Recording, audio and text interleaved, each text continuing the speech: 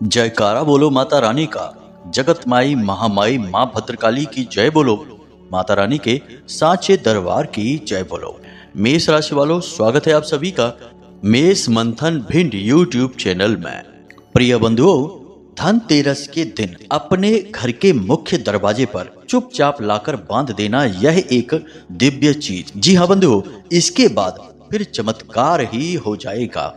और वह चमत्कार यह होगा कि आपके जीवन पर किसी भी प्रकार का तंत्र मंत्र, टोना टोटका, काली क्रिया या फिर नकारात्मक ऊर्जा होगी, वह तुरंत ही समाप्त हो जाएगी। माता लक्ष्मी और भगवान धनवंतरी की सीधी कृपा आपको प्राप्त होगी। और इन सब से बढ़कर आपके जो दुख हैं, जिनकी वजह से आप लगातार परेशान हैं, इन संपूर्ण दुखों का जो मूल कारण है वही ही समाप्त हो जाएगा। यानी कि एक ही बार में आपके संपूर्ण दुखों का नाश हो जाएगा। यह एक चीज इतनी अधिक शक्तिशाली है कि श्रीमद् भागवतम में इसके विषय में बहुत ही गहराई से समझाया गया है। और इस एक चीज का सीधा संबंध भगवान धनवंतरी से है और माता लक्ष्मी से है। अब ऐसे में आपको हर हालत में इस एक चीज के विषय में जानना है, क्योंकि हम जानते हैं कि आपके जीवन में परेशानियों का जो दौर है वह लंबे समय से चला आ रहा है। आप लगातार जीवन में आ रही तकलीफों, दुखों, धोखे, अपमान और अड़चनों से परेशान हो चुके हैं। अब ऐसे में आपको कोई एक ऐसा समाधान चाहिए जो आपकी संपूर्ण समस्याओं का एक बार में नाश कर सके। हालांकि आपने छोटे छोटे कई और उपाय पहले भी किए हैं, लेकिन उनके प्रभाव इतने अधिक शक्तिशाली नहीं रहे हैं, क्योंकि कभी कोई उपाय आपने ठीक से नहीं किया, यानी उसमें कोई गलती कर दी, कभी आपने उस उपाय को पूरे भाव से नहीं किया और कभी उस उपाय को करने का सही समय और काल नहीं था। लेकिन बंधुओं, अब यह जो समय आपके जीवन में आ रहा है, इसे अब हाथ से आप मत जाने देना। इस एक चीज के विषय में संपूर्ण जानकारी प्राप्त कर लेना। हम आपको केवल इस एक चीज के विषय में नहीं बताएंगे, अन्य बहुत ही शक्तिशाली और बेहद ही कारगर जानकारी भी आपको देंगे, जो विशेष धनतेरस के दिवस के लिए ही रहेगी और खास तौर से आपकी राशि के जातकों के लिए ही तैयार की गई है। आज का यह जो कार्यक्रम है, यह आपके जीवन में संपूर्ण परिवर्तन लेकर आने की दम रखता है। बस आपको इस कार्यक्रम को अंत तक देखना है, हर हालत में देखना है और आने वाले धनतेरस के दिवस पर इस विशेष क्रिया को कर डालना है। गुप्त रूप से इस क्रिया को करना है, किसी को इसके विषय में कोई जानकारी मत देना और इस क्रिया को करने में कोई गलती भी मत करना। अपने मन में भगवान धनवंतरी के लिए, माता लक्ष्मी के लिए पूर्ण भाव बनाकर रखना और वह कैसे बनेगा, इसके विषय में भी हम आपको मार्गदर्शन देंगे। जी हाँ बंधु, एक सच्चे गुरु का यही कार्य होता है कि वह शिष्य की हर एक कमजोरी को जानते हुए, समझते हुए उसे सही मार्गदर्शन प्रदान करता है, ताकि कमजोर से कमजोर शिष्य भी जीवन में तरक्की कर सके, दुखों से मुक्ति प्राप्त कर सके और आगे बढ़ सके।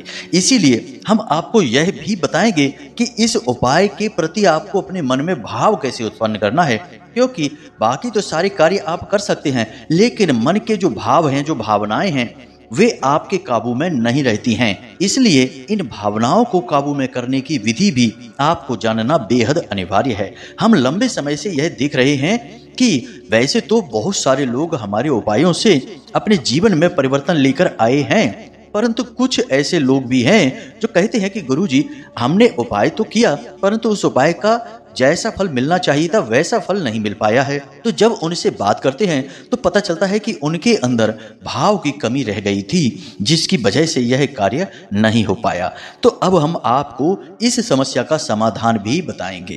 कहने का मतलब यह है कि यह कार्यक्रम आपके जीवन में जो परेशानियां हैं उन्हें जड़ से समाप्त करने वाला है और भविष्य में भी आपके जीवन में कोई भी परेशानी, अड़चन, कोई भी रुकावट ना आए, इसके लिए हम एक मजबूत इंतजाम भी करने वाले हैं। तो अब ऐसे में आपको यह कार्यक्रम अंत तक अवश्य देखना है। बंधुओं, हम आपके लिए बहुत मेहनत करते हैं, लगातार आपके लिए सर्वोत्तम, सर्वश्रेष्ठ और काम करने वाला प्रामाणिक ज्ञान लेकर आते हैं। बस हम बदले में यह चाहते हैं कि आप इस ज्ञान को अवश्य ग्रहण करें, कार्यक्रम को अंत तक देखें। यदि आप देखेंगे नहीं इस कार्यक्रम को तो फिर कैसे हमारी मेहनत सफल होगी, हमारी भक्ति सफल होगी, और सबसे बड़ी बात कि आपके जीवन में परिवर्तन कैसे आएंगे। डॉक्टर दवाई अगर देने को तैयार है और मरीज खाने के लिए ही तैयार नहीं होगा तो वह ठीक कैसे होगा। फिर इसमें डॉक्टर की ही क्या गलती है, दवा की भी क्या गलती है, गलती तो उस मरीज की ही है। इसी प्रकार आपको भी इस कार्यक्रम को अंत तक देखना है। ऐसी भूल मत कर बैठना। ऐसे जबरदस्त बेहद ही शक्तिशाली ज्ञान से ओतप्रोत कार्यक्रम रोज तैयार नहीं होते हैं। आप सचमुच में भाग्यवान ही हैं। माता रानी की आपके ऊपर कृपा ही है, तभी आप आज इस कार्यक्रम पर आ पाए हैं। तो बस इन सब बातों का ख्याल रखिए। कुछ समय धैर्य के साथ ठंडे दिमाग से इस कार्यक्रम को देखिए और हर एक बात का मनन करिए और जीवन में उतारिए, और धनतेरस के बाद 100% आपका जीवन बदलेगा। हम आपको गारंटी देते हैं इस बात की। तो चलिए बंधु, आज के इस विशिष्ट कार्यक्रम की शुरुआत करते हैं। लेकिन इससे पहले हम चाहेंगे कि आप माता रानी को आभार अवश्य व्यक्त करें, क्योंकि बिना माता कृपा के कुछ भी संभव नहीं है। बिना माँ की कृपा के तो शिव भी शव के समान है, तो फिर हम और आप हैं ही क्या। तो चलिए जल्दी से कमेंट बॉक्स में लिखिए जय माँ भद्रकाली कृपा करो, साथ ही साथ जय माँ लक्ष्मी कृपा करो। माता रानी आपके ऊपर पूर्ण कृपा करेंगी, आपका जीवन 100% बदलेगा ही बदलेगा। याद रखना बंधु, जिन पर कृपा मात की होई तिन पर कृपा करे सब कोई। इसी के साथ साथ बंधु, हमारा आपसे एक निवेदन और है कि यदि आप इस चैनल कार्यक्रम पर पहली बार आए हैं तो आप इस चैनल को सब्सक्राइब अवश्य कर लें। ऐसा करके आप न केवल हमारे बल्कि माता रानी के इस दिव्य परिवार के सदस्य बन जाएंगे, और फिर आपके जीवन में माता रानी की कृपा स्वयं प्रवेश कर जाएगी, क्योंकि यह तो माई का दरबार है। तो चलिए जल्दी से चैनल को सब्सक्राइब करिए, फिर आगे बढ़ते हैं। तो बंधुओं, अब ध्यान से सुनिए। आज हम आपको आपके ही बारे में कुछ ऐसी बातें बोलना चाहते हैं जिन्हें सुनकर आपको लगेगा कि हाँ, हम सचमुच में आपके लिए मेहनत करते हैं और आपके बारे में कुछ जानते तो हैं। तो ध्यान से सुनिए। यह जो दीपावली का त्योहार आ रहा है, बेशक यह खुशियों भरा त्योहार है, जीवन में आनंद लेकर आता है, असत्य की हार और सत्य की जीत का पर्व है। सब कुछ सही है, फिर भी ना जाने क्यों आपका मन प्रसन्न नहीं है, आपके मन में वह हर्ष और उल्लास नहीं है। कुछ न कुछ ऐसी बातें हैं जिन्होंने आपको इतना विचलित और परेशान कर रखा है कि आप इस खुशी को भी महसूस नहीं कर पा रहे हैं। कुछ आपके जीवन में ऐसी अड़चनें और परेशानियां भी चल रही हैं, जैसे कि रुपए पैसे को लेकर परेशानी, काम धंधे व्यापार की परेशानी। कुछ लोगों के जीवन में कर्जे की परेशानी चल रही है, और कुछ जातक ऐसे अभागे हैं कि बेचारों के रिश्ते नातों में ही बड़ी समस्याएं हैं, दाम्पत्य जीवन का भी सुख नहीं ले पा रहे हैं। तो कैसे इन त्योहारों का आनंद ले पाएंगे? हालांकि आप दूसरों को दिखाने के लिए अपने चेहरे पर मुस्कुराहट अवश्य लेकर आ जाते हैं और दूसरों के साथ बैठकर थोड़ी बहुत इधर उधर की बातें भी कर लेते हैं, परंतु मन ही मन आपके एक उलझन है, एक बेचैनी है, जैसे आप ना तो किसी को बता पा रहे हैं और ना ही आप इसका समाधान भी निकाल पा रहे हैं। अब एक बात और है कि आप यह भी जानते हैं कि आप किसी को बता भी देंगे तब भी आपकी समस्या का समाधान तो हो नहीं जाएगा, और ना ही लोग आगे बढ़कर आपकी मदद करने के लिए आएंगे। पता नहीं क्यों आपके साथ ही कुछ ऐसा होता है कि आप चाहे भले ही किसी के लिए कुछ भी कर दें, लेकिन लोग आपके जब परेशानी के दिन होते हैं, जब आपको मदद चाहिए होती है, तब आगे बढ़कर नहीं आते हैं, और तो और आपकी परेशानियों का मजाक तक उड़ाते हैं। आपकी दिक्कत और आपकी समस्याओं को लेकर पीठ के पीछे उल्टी सीधी बातें भी करते हैं। इन सब बातों को आप जब जान जाते हैं तो आप दुखी हो जाते हैं, और इसी दुख और परेशानी की वजह से अब आपने लोगों से अपने दिल के राज बताना, अपनी तकलीफों को सुनाना भी छोड़ दिया है, क्योंकि आप समझ गए हैं कि कोई फायदा नहीं है, कुछ भी किसी को बता दो, किसी को कोई फर्क ही नहीं पड़ता है। सब उल्टा आपको ही गलत समझेंगे, आपको ही उल्टी सीधी सलाह देना शुरू कर देंगे और बिना सोचे समझे कुछ भी कह देंगे, जिससे आप और दुखी हो जाएंगे। इसलिए आपने अपने दिल पर एक मजबूत पर्दा लगा रखा है, जिसे आप अब किसी को नहीं दिखाते हैं। अंदर से दुखी हैं, लेकिन बाहर से चेहरे पर मुस्कुराहट दिखाते हैं, दुख का एहसास भी नहीं होने देते हैं। ये सारी बातें हम आपको इसलिए बता रहे हैं ताकि आपको एहसास हो कि हम सचमुच में आपके लिए मेहनत कर रहे हैं, और ये जो बातें हैं ये आपके जीवन की, व्यक्तिगत जीवन की बातें हैं। अब एक और बात यहाँ पर हम आपको बताएं बंधुओं कि आपके मन में निराशा बहुत गहराई से बैठ चुकी है। आपका मन अब उदास रहने लगा है। लगातार मिल रही असफलताओं से, अड़चने और परेशानियों से और अपनों के ही द्वारा किए जाने वाले अपमान, धोखे और तिरस्कार से आप त्रस्त हो चुके हैं। इसलिए अब आपका किसी भी चीज में मन नहीं लगता है। कोई आपको मदद करने की भी कोशिश करे तब भी आपको उसमें रुचि नहीं रहती है। आपको लगता है कि इस सब से भी कुछ नहीं होगा। लेकिन यह बात ठीक नहीं है। ईश्वर किसी भी इंसान के जीवन में कष्ट तो देते हैं, लेकिन वे यह नहीं चाहते कि वह इंसान निराशावादी हो जाए। अगर आप निराशावादी हो जाएंगे तो आपने ईश्वर के अस्तित्व को ही नकार दिया, सच्चाई और अच्छाई को ही नकार दिया, जो कि आपके लिए ठीक नहीं है। यह जीवन का अपमान है, माँ प्रकृति का अपमान है और स्वयं भगवान का भी अपमान है, सृष्टिकर्ता का अपमान है। तो ऐसे में आपको सकारात्मक रहना होगा। जब जीवन में दुख बढ़े तो जिसमें भी आपकी आस्था है, विश्वास है, बस मजबूती से उन्हें पकड़ लो। इतनी भक्ति, इतना नाम स्मरण और इतनी भावनाएं उनसे जोड़ लो कि उनसे कहो कि अब आप ही देखो, जो करना है आपको करना है। अच्छा देना है तो ठीक है, बुरा देना है तो वह भी आपका ही है। मतलब कहने का यह है कि जब जीवन में वक्त बुरा होता है तो वह वक्त होता है भगवान को याद करने का, उनकी भक्ति में डूब जाने का, चले जाने का। और यकीन मानिए बंधुओं कि जब आप भगवान से भावनात्मक तौर पर जुड़ेंगे तो भगवान भी आपको हर एक मुसीबत से बाहर निकालेंगे। यही है जीवन का सार और वेद, पुराण, रामायण और गीता का सार। अब ये सारी बातें हम आपको केवल इसलिए बता रहे हैं ताकि आप मानसिक तौर पर सकारात्मक विचारों के लिए तैयार हो जाएं और एक नई उम्मीद की किरण आपके मन में जागे। याद रखना कि घना अंधेरा चाहे कितना ही क्यों ना हो, उम्मीद की एक किरण हमेशा बाकी रहती ही है। आपको बस वही उम्मीद की किरण ढूंढनी है। अब आपको हम बताते हैं धनतेरस के दिन इस विशेष क्रिया को करने के विषय में। सबसे पहले आपको अपने मन में भाव उत्पन्न करना है। चाहे कोई भी क्रिया आप किसी भी दिन करें, उसके लिए आपको मानसिक तौर पर सुबह से ही तैयार होना होगा। तो आपको क्या करना है, सुबह से ही, धनतेरस का जो दिन है उसी दिन सुबह से आपको क्या करना होगा, जरा ध्यान से समझिए। जब आप सुबह सोकर जागें तो अपनी दोनों हथेलियों को आगे रखकर कराग्रे मंत्र का जाप अवश्य करें। उसके बाद अपने पितृ देवता, अपने कुल देवता और सूर्य देवता को धन्यवाद अवश्य दें। उसके बाद आप भगवान धनवंतरी और माता लक्ष्मी का आवाहन करें। मन ही मन उनके बारे में विचार करें और भगवान से यह कहें कि हे भगवान, आज का यह जो दिन आपने हमारे जीवन में दिया है, इसके लिए हम आपका हृदय से धन्यवाद देते हैं। अब बस हम यह चाहते हैं कि आप हमारे संपूर्ण कष्टों को हर लें। हम आपके ऊपर आश्रित हैं, आपके भरोसे हैं, आपके लिए ही सब कुछ कर रहे हैं। और आज का यह जो दिन रहेगा, यह पूरा दिन हम आपको समर्पित करते हैं और इस दिन को हम आपकी पूजा मानकर जो भी क्रियाएं करेंगे वे सब आपको समर्पित करेंगे। और आप जो भी कुछ हमें इसका परिणाम देंगे उसे हम आपका प्रसाद मानकर ग्रहण कर लेंगे।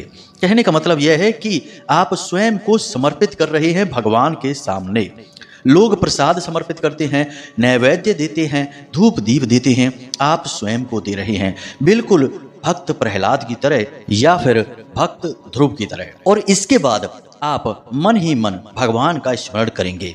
अब इससे कोई फर्क नहीं पड़ता है कि आप किस भगवान का स्मरण करते हैं, अंततो गत्वा सारी की सारी शक्तियां एक ही हैं।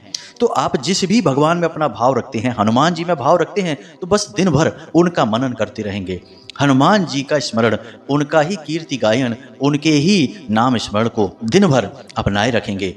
भोले बाबा का है तो उनका, माता रानी का है तो उनका। मतलब कहने का यह है कि भक्तिमय दिन आपका गुजरेगा। आप कार्य कुछ भी करते रहिए, मन में भगवान से एक लौ बनाकर रखेंगे और माता लक्ष्मी से प्रार्थना करेंगे कि आपको उनकी कृपा की बहुत आवश्यकता है। आप हमारे जीवन में आइए, हम आपके स्वागत के लिए तैयार खड़े हैं। अब यहाँ पर आप माता लक्ष्मी से मतलब धन संपत्ति से ही मत समझ लेना, केवल रुपए पैसे से ही माता लक्ष्मी को जोड़ना असल में माता लक्ष्मी का अपमान है। माता लक्ष्मी का मतलब होता है संपूर्ण समृद्धि, संपूर्ण चहुमुखी विकास। जब आपके पास धन है और आपके पास मन में संतुष्टि है, जीवन में आनंद है, हर ओर खुशियां हैं, तब उसे माता लक्ष्मी का आगमन कहा जाता है। खाली धन अपने जीवन में लेकर आ जाने से माता लक्ष्मी नहीं आती हैं। वह तो किसी भी तरीके से आ सकता है धन, लेकिन वह माता लक्ष्मी का सच्चा स्वरूप नहीं है, कभी भी जा भी सकता है। और जब तक वह धन आपके पास रहेगा, यानी कि गलत कार्यों से लाया गया धन आपके पास रहेगा, वह आपको परेशान करता ही रहेगा। इसलिए माता लक्ष्मी की संपूर्ण कृपा यानी संपूर्ण स्वरूप ही यही है कि आनंदमयी जीवन, हर प्रकार से सुख और धन संपत्ति भी, तब माता लक्ष्मी का आगमन पूर्ण रूप से माना जाता है। तो आपको इसी प्रकार माता लक्ष्मी के आगमन का इंतजार करना है, स्वागत करना है। इन भावों को अपने मन में बनाकर रखेंगे तो आपके मन में धीरे धीरे उम्मीद की किरण जागेगी और आपका मन ईश्वर में लीन होने लगेगा, भाव उत्पन्न होने लगेंगे। अब एक कार्य और कर सकते हैं कि आप अपने मोबाइल फोन में इस दिन समुद्र मंथन की कथा, जी हाँ बंधुओं, श्रीमद् भागवतम में भी है, शिव पुराण में भी है और बहुत सारे पुराणों में इस कथा के विषय में बताया गया है। तो आप इसका श्रीमद् भागवतम पुराण वाला स्वरूप मोबाइल फोन में जरूर देखें और इस कथा के बारे में मन में विचार करें। जब 14 रत्न बाहर निकलते हैं, स्वयं भगवान धन्वंतरी अमृत कलश लेकर बाहर निकलते हैं और माता लक्ष्मी का आगमन होता है, कैसे कैसे यह पूरा का पूरा व्याख्यान चलता है, कैसे कैसे ये दृश्य होते हैं, इसे आप अपने फोन में जरूर 1-2 बार देखें दिन में। इसी दिन, जी हाँ बंधुओं, धनतेरस के दिन हम गारंटी देते हैं कि आपके मन में भाव इतने गहरे हो जाएंगे कि अब आप जो क्रिया करेंगे, जिसे हम आपको बताने जा रहे हैं, तो आपको 100% लाभ प्राप्त होंगे। ये सारी बातें हम आपको केवल इसलिए बता रहे हैं ताकि आप ना केवल शारीरिक तौर पर बल्कि मानसिक तौर पर भी इस क्रिया में शामिल हो सकें। जी हाँ बंधुओं, लोग अक्सर यही करते हैं कि बस ऊपर ऊपर से उन्होंने कोई क्रिया कर तो दी, लेकिन मन कहीं और ही व्यस्त है, चित्त किसी और कार्य में ही डूबा हुआ है। बस फॉर्मेलिटी के लिए उपाय कर डाला और सोचते हैं कि काम ही नहीं किया उपाय ने, पता नहीं कैसा उपाय था। बंधुओं, सब उपाय कार्य करते हैं क्योंकि ये बने ही आपके उद्धार के लिए हैं,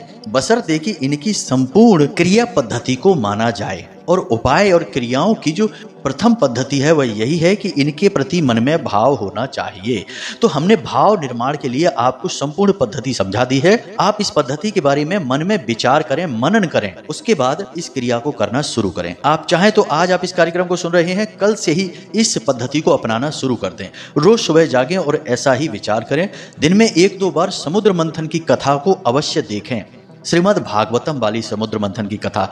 यह आपको बहुत ज्यादा उत्साह से भी भर देगी और बहुत कुछ नया सिखाएगी भी। बस आपको पूरे गहरे भाव के साथ इस कथा को देखना सुनना है। तो यहाँ तक सारी तैयारी आपकी हो चुकी है मानसिक तौर पर। अब बात करते हैं क्रियाओं की और उपायों की। तो याद रखना कि धनतेरस के दिन सबसे पहला काम आपको अपने घर के मुख्य दरवाजे की सफाई कर देनी है और थोड़ा सा गाय के गोबर से लीपन कर देना है और एक चौक बना देना है आटे से, और उस चौक के बीचों बीच थोड़ी सी आपको अन्न रख देना है, यानी 2 मुट्ठी आप गेहूं रख दें और उसके ऊपर एक गाय के घी का दीपक अवश्य जला दें अपने घर के मुख्य दरवाजे के ठीक बीचों बीच। जी हाँ बंधु, इस क्रिया को आप सुबह सुबह ही कर दें।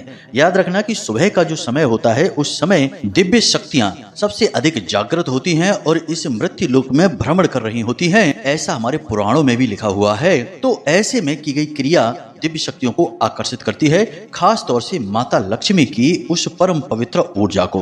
तो यह एक कार्य आपको अवश्य करना है। साथ ही साथ आपको अपने दरवाजे पर तोरण या जिसे बंदरवाल भी कहा जाता है उसे भी अवश्य बांध देना है। याद रखना कि कोई तोरण प्लास्टिक वाली मत बांध देना, जो प्राकृतिक पत्ते होते हैं और पुष्प होते हैं उनकी ही तोरण आपको बनानी है। इसके बाद अपने घर के जो मुख्य दरवाजा है उसके ठीक ऊपर की ओर आप लाल सिंदूर से श्रीम, जी हाँ बंधुओं, श्री लिखें और एक अंक की बिंदी लगा दें। यह माता लक्ष्मी का नाम है, इसे आप अवश्य लिख दें और दरवाजे के दाईं और बाईं ओर दोनों तरफ आप एक एक स्वास्तिक हल्दी से अवश्य बना दें। साथ ही साथ पंचशूलक भी आप अवश्य लगा दें। इतना कार्य आपको करना बेहद आवश्यक है क्योंकि आपको दिव्य शक्तियों को आकर्षित करना है और इस कार्य से दिव्य शक्तियां आपके घर की ओर आकर्षित होंगी। यह कोई नया कार्य नहीं है। प्राचीन काल से हर एक हिंदू के घर के मुख्य दरवाजे पर यह क्रियाएं की जाती थीं। जब कोई पवित्र दिन होता था या कोई धार्मिक मांगलिक कार्य घर में होता था उस समय ये क्रियाएं की जाती थी। लेकिन अब लोग आज के इस भागदौड़ भरे युग में सब भूलते जा रहे हैं। तो जो सामान्य सी चीज़ें भी हैं वे भी बड़ी अजीब सी लगती हैं। इसलिए आपको हम बता रहे हैं, तो यह क्रिया को आप अवश्य करें। अब एक महत्वपूर्ण बात बंधुओं, इसे आप ध्यान से समझिए। आपको बाजार से एक घोड़े की नाल लेकर आनी है और धनतेरस के दिन आप इस नाल को खरीद कर लाएंगे, उससे पहले नहीं, उसके बाद नहीं। घोड़े की नाल लोहे की ही होनी चाहिए, किसी अन्य धातु की नहीं, प्लास्टिक वगैरह की नहीं। जी हाँ बंधुओं, और दूसरी बात कि दोपहर के समय यानी 10:30 बजे से 1:35 के बीच में ही यह खरीद होनी चाहिए, उसके आगे पीछे नहीं, अन्यथा आप मुहूर्त से बाहर खरीदेंगे जो कि ठीक नहीं होगा। तो आप इस घोड़े की नाल को अवश्य खरीदें, और जो चीज़ आप खरीदें वो एक अलग बात हो जाती है, लेकिन घोड़े की नाल आप अवश्य खरीदें।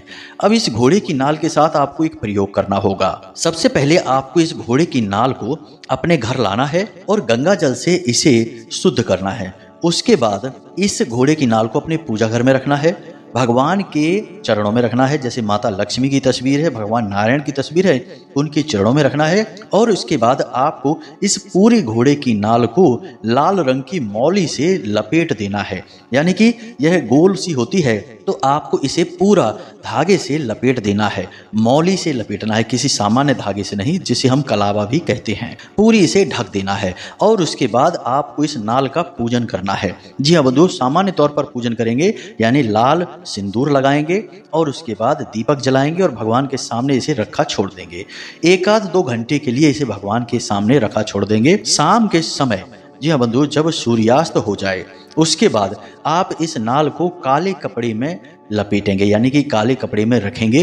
और इस नाल के साथ आपको कुछ सामग्री रखनी है, जैसे कि थोड़े से काले तिल रखने हैं, एक सिक्का रखना है और 7 गोमती चक्र भी रखने हैं। इसके बाद आप इसे एक पोटली के रूप में लपेट देंगे और इसे अपने घर के मुख्य दरवाजे की चौखट पर बांध देंगे।